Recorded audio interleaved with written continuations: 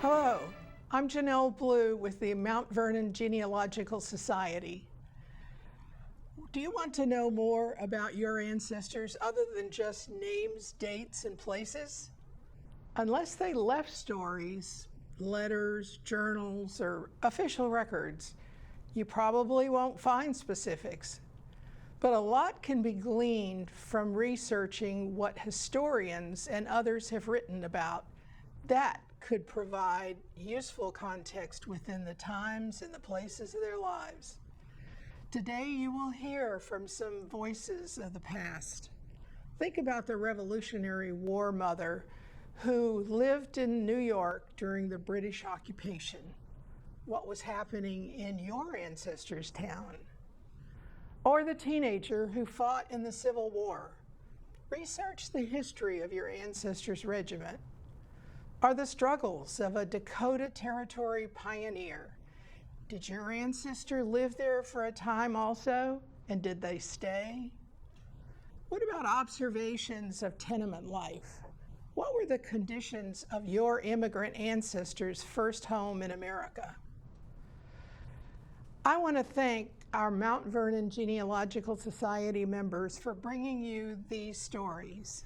They are in order of appearance: Cheryl Batchelor, Jeff Welch, Julie Small, and Chuck Mason. And now, their stories. I'm Grace Barclay, the wife of an officer of the Revolution and the daughter of a Church of England clergyman. My husband and I were patriots, but while my father tried to maintain a neutral stance, he was loyal to England in his heart. What is most often associated with the soldiers who fought, but those of us were left behind. We had our own battles to safeguard our lives from those who would do us harm. After my husband left for the war, my children and I moved to my father's parsonage near Manhattan, where the British had taken possession after the Battle of Brooklyn Heights. The house was a low-roofed Dutch-style house, whitewashed and covered with sweetbriar and creeping vines. My father planted the ivy, which comes from dear old England. It grows slowly, and the children love to pick its glossy leaves and carry them to Grandpa. The rooms were spacious and convenient, with large windows emitting air and light. Across is a front porch where I could sit and sew and talk and read. My father told me news, which he gathered from his walks in the neighborhood, and I read to him letters from my husband, but they were few. His heart was agitated by competing emotions. He was attached to his adopted land and sympathized in her distress, but naturally his dearest affections were given to the land of his birth. I don't condemn this, but we love this land of my birth. We were overtaxed, oppressed, insulted. My father feels this, yet as a man of the church, he hates the sin, but loves the sinner. Redcoats and Hessian soldiers control the area, while ruffians, robbers, and runners pose great risk of life and treasure with little restraint. Housebreaking, horse stealing, and depredation were so common, I've stopped noting them in my diary. I will tell you just a few of the sad stories. On a Thursday in January 1778, a band of ruffians entered Mr. Miller's house at East Hampton at midnight while he was not at home. Mrs. Miller grabbed her infant and ran out the back door, while her boy of 4 years crept under a table to get out of sight. One of the ruffians spied him and for no reason called him a rebel and stuck a thrusting knife into the child's thigh, making a severe wound. Think of the savage hardness of the heart of that man who would inflict injury on an innocent child. Another tale of horror was related to us the Saturday before. It seems the runners came to the house of John Wilson demanding money. To save her husband's life, his wife revealed the hiding place of their money, but it was too late. He died the next morning from a saber cut and blood loss. The villains took a great deal of silver coin, which was in bags under the hearthstone. Mr. Wilson was a much beloved man in the neighborhood, so a great company was formed to search for the robbers. 2 of the 3 runners were captured, but the third had gone off with the money, and it was said that the serving girl connived with the thieves, as one was her cousin. It is likely Tory influence would protect the villains. The times were so disordered that we had to keep still and bear everything as complaint appeared useless. Finally, we had a day of Thanksgiving on November 5th, 1781, after the decisive victory at the Battle of Yorktown. But it was not until 1783 that the soldiers and Hessians started leaving. Many had formed attachments with the local families during that time and begged to be allowed to stay. My name is Leander Stillwell, and my memoir is called The Story of a Common Soldier in the Civil War, 1861 to 1865. I was born September 16, 1843, on a farm in Illinois, and lived with my parents in the little old log house where I was born when the Civil War began. The day after the Battle of Bull Run, Congress passed a law authorizing the call for 500,000 3-year volunteers. I was then only a boy of 18, but somehow felt that it was the duty of every young able fellow to help save the nation. My father dreaded the idea of his boy going to war, but I couldn't stay at home among the girls and be pointed at by the soldier boys as a stay-at-home coward. So I helped my father finish the winter farm work, then left for the recruiting station right after Christmas. We were drilled at Carrollton, although we had no muskets until later. There was camaraderie among the fellows during that time, and our health stayed strong. A few weeks after my enlistment, I was appointed to corporal owing to the influence of a friend. I cannot tell you how proud I was over this modest military office. By March, we were on our way to the front. On March 25, 1862, we left Benton Barracks for the front and marched through St. Louis and onto a steamboat journeying up the Tennessee River. We arrived at Pittsburgh Landing on the evening of March 31st about sundown. There was no town, just a landing place for steamboats. Shiloh Church, which named the famous battle about to be fought, was a Methodist meeting house nearby. Our camp was about 2 miles from the landing. We settled into regular drills, and with plenty of wood to make fires, we ate well. For the first time in our service, we dwelt in a tent with about 12 other men and their accoutrements. In our ignorance, we neglected to ditch around them, so after rain came on the very first night, we were lying in water and our blankets and gear were sopping wet. We made do with flour, water grease, and salt to make a flapjack that was tough as a mule's ear. Hardtack was our standard. Rice and Yankee beans were never cooked enough, so we all suffered from stomach disorders, to put it mildly. We had just left the creek, frozen north, where all was cold and cheerless, but here the green grass was springing from the ground, and the Johnny Jump Up were in blossom and trees bursting into leaf. So the time passed pleasantly away until that beautiful Sunday morning. The sun was shining brightly through the trees with not a cloud in the sky. Suddenly, way off to the right in the direction of the church came a dull, heavy pum, then another, and still another. Every man sprang to his feet as if struck by an electric shock. The heavy booms then came thicker and faster, and just a few seconds after we heard that first dull, ominous growl, it was followed by a low, sullen, continuous roar.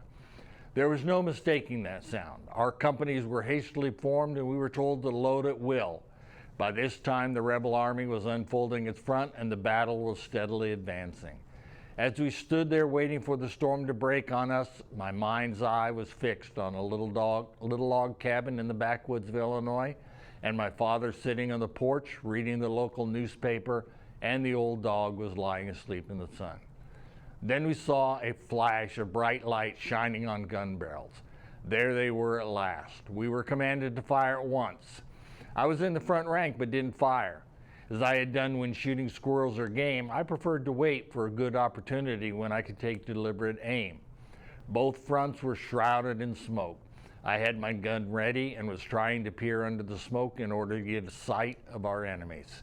Suddenly I heard my commanding officer shout, "Stillwell, shoot! Why don't you shoot?" I said, "Why, sir, I can't find anything to shoot at." He said, "Shoot anyway."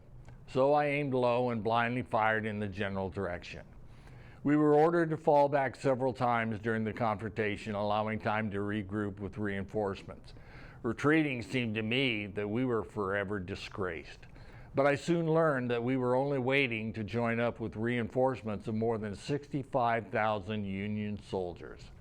Finally, the Confederate line of battle was in plain sight and afforded a splendid target. Thereupon, I began firing at the enemy with the balance of the contents of my cartridge box. It was impossible to tell if any of my shots took effect, but after the battle, I went back to the spot. The Confederate dead lay there thick, and I wondered if I had killed any of those poor fellows. Of course, I didn't know, and I'm glad now that I didn't. In fact, I have no conclusive knowledge that during my entire term of service, I ever killed or wounded a single man. It is more probable that some of my shots were fatal, but I am thankful for the ignorance. You see, after all, the common soldiers of the Confederate armies were American boys just like us, and conscientiously believed that they were right. Had they been soldiers of a foreign nation, I might have felt differently. Did your ancestor fight in the Civil War?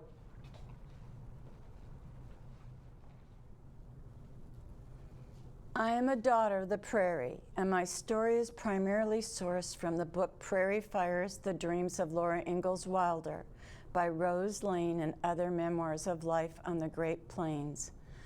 My family came to Dakota Territory 20 years after it was created by Congress in 1861. Resettlement of the Indians and passage of the Homestead Act made it seem attractive for farmers like us who had run out of options in other places. We needed a fresh start. The U.S. government gave railroads huge amounts of land to build routes that would provide transportation and encourage settlement. They were free to develop and sell the land to help pay for the tracks and bring in revenue. Prairie towns were being planned, so in 1881, our family set out by wagon to be among the first settlers. Upon reaching our destination at the railroad camp, we found raw shanties as well as a bunkhouse, cooking shed, and company store. At the time, a railroad town was a rough place, ungoverned except by frontier justice and ruled by the railroad. Once the location of a town was laid out, it was platted and sold in lots. At first, my family lived in a shanty with a single room with calico curtains for privacy. They were sewn by my mother with fabric from the company's store. A sod hut would have better protected us from what was yet to come. There was little to do, and the only source of goods was the railroad company's store. A year earlier, only 92,268 inhabitants were recorded for all of what is now South Dakota in the 1880 census.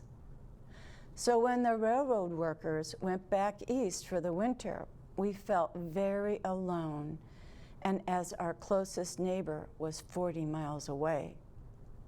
That February, my father braved the weather to go 45 miles east to file a homestead claim for the acres he had identified.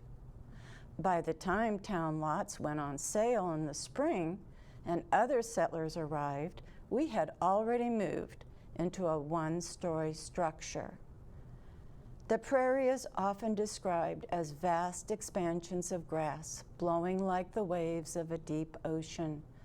I was taken by the enormity of open country with only the sound of wind moving through the tall grass. It was as if I was free and felt completely one with the universe. But life on the Great Plains was hard, and there was a darker side to the prairie, battling blizzards, drought, tornadoes, locusts challenged survival every year. That only got harder as the tall grass was plowed under in favor of crops of red wheat. Rainfall in the Dakota Territory averaged 15 to 23 inches annually, with some years of complete drought.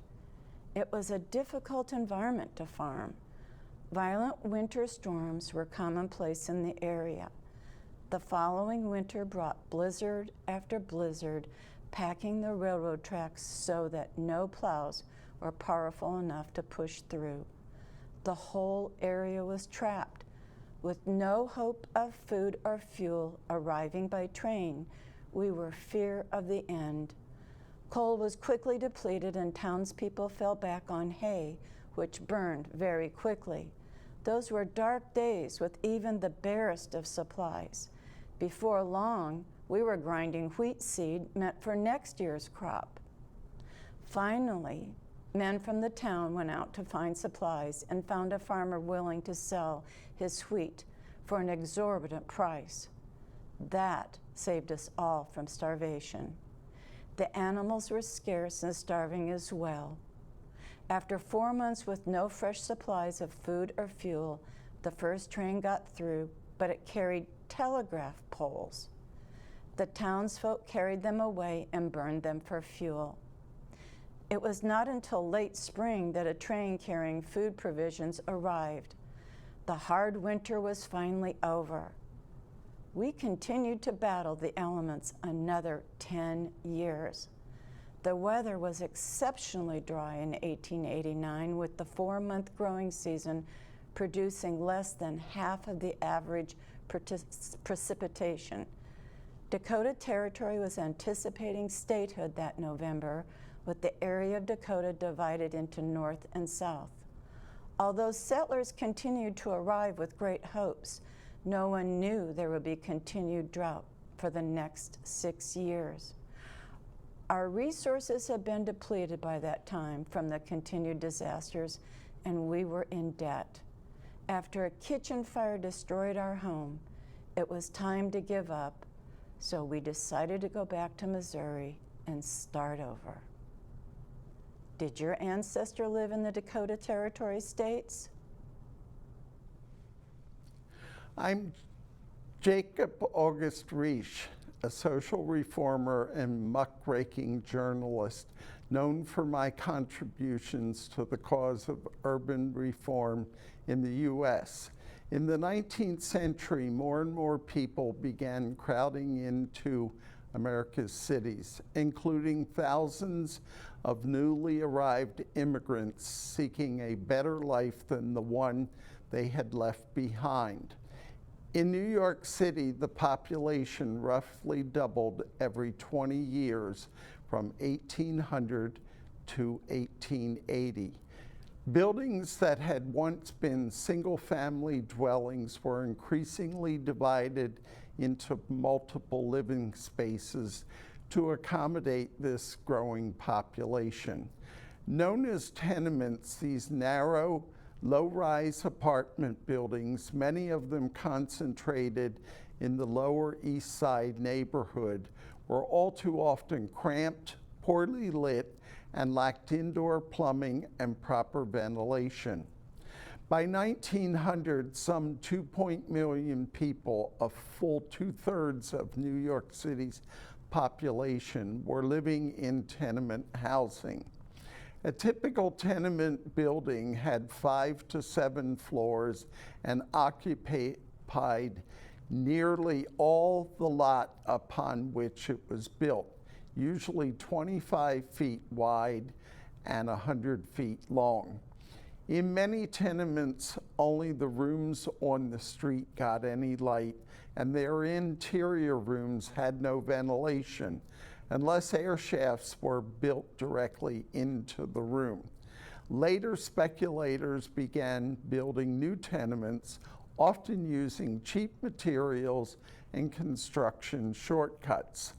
Even knew this kind of housing was at best uncomfortable and at worst highly unsafe. I stumbled upon a Polish cap maker's home in a Stanton Street tenement. His family gloomy rooms were in the rear of one floor of the building. The place was neat, even cozy, and the tea kettle sang on the stove. A bright-looking girl of 12 with a pale but cheery face was busy poking up the fire. I remarked to the mother that they were nice rooms. "Ah, yes," she said, with a weary little smile that struggled bravely with hope of long deferred, "but it's hard to make a home here. We would so like to live in the front area, but we cannot pay the rent." I knew the front with its unlovingly view of the tenement street too well. I said a good word for the air shaft where only a shadow of light came in.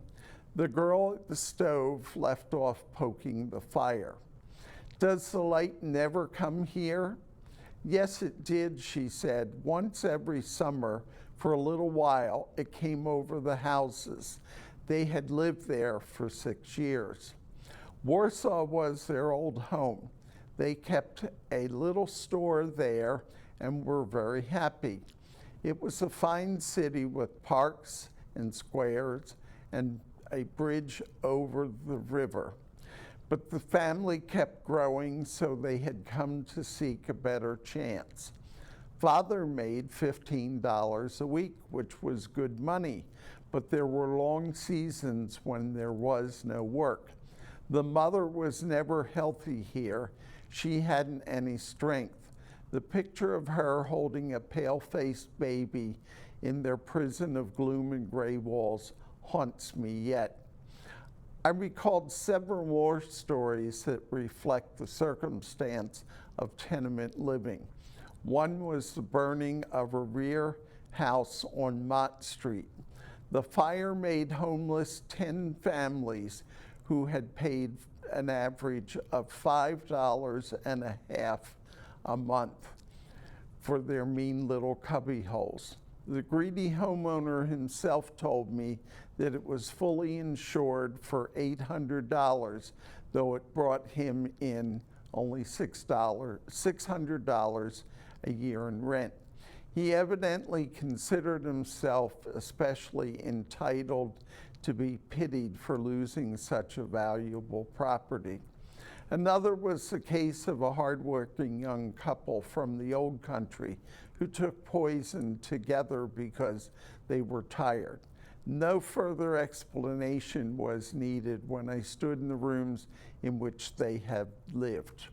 It was in the attic with sloped ceiling and a single window, so far out on the roof that it seemed not to belong to the place at all.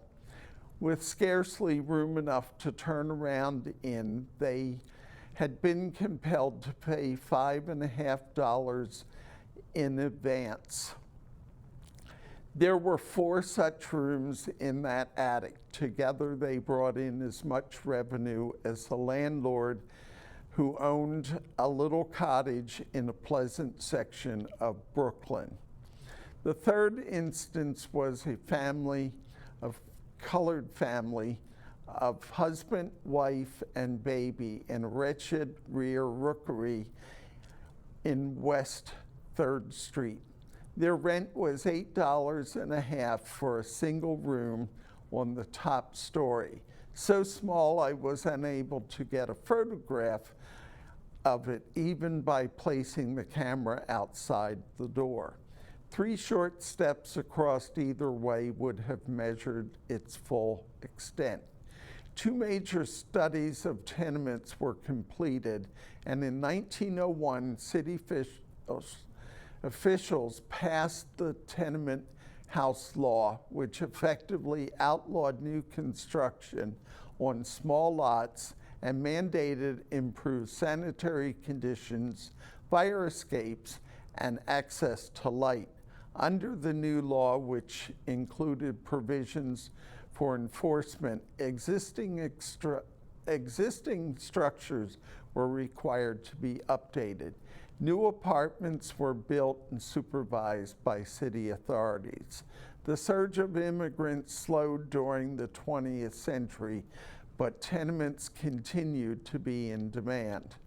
Did your ancestors live in a New York City tenement? Many thanks to producers Sydney Sachs and Robert Perillo and the Fairfax County Public Access Station for making this presentation possible. Thank you.